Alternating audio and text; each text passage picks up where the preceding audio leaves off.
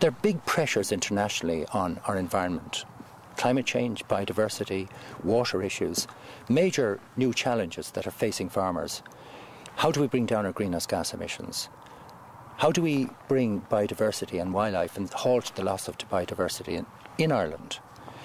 How do we make sure that the water quality is protected for the benefit of farmers? Because all of these issues, at one level, might be difficult for farmers, but on the other hand, farmers depend on biodiversity for all sorts of things, from pollination to soil, nutrient recycling to water purification, all of these issues.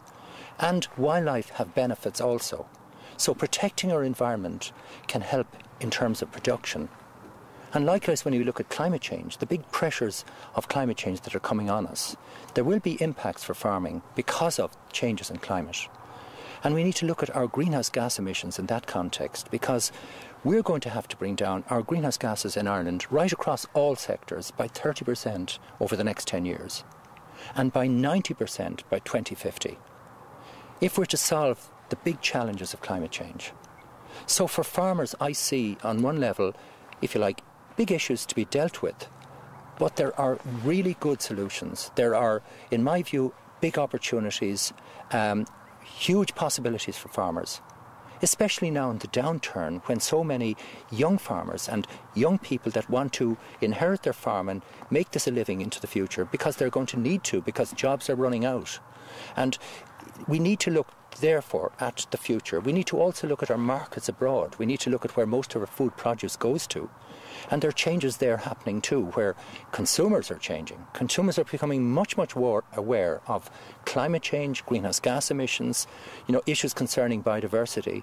And supermarkets are responding to this all over Europe and in Britain. So if the market is changing, then farmers obviously will follow that market.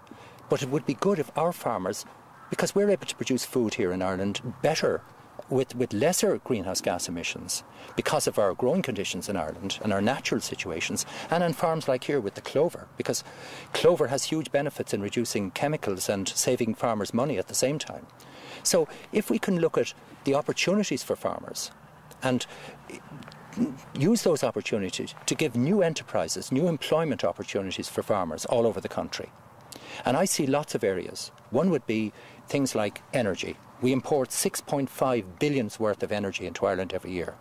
And the opportunities here, as we switch from oil to renewable energy, is going to be a huge opportunity for farmers, because most of this is going to happen on land, whether it's wind energy, whether it's energy crops from energy biomass crops such as miscanthus, hemp, or any of these ones, to short rotation willow crops, to anaerobic digestion into biogas.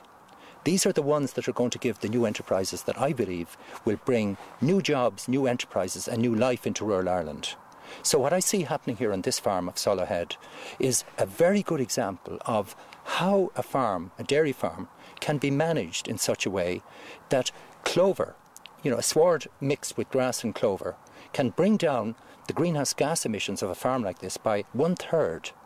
That's an incredible difference. If we were to apply this all over the country, this farm, as a model, could bring down our greenhouse gas emissions dramatically.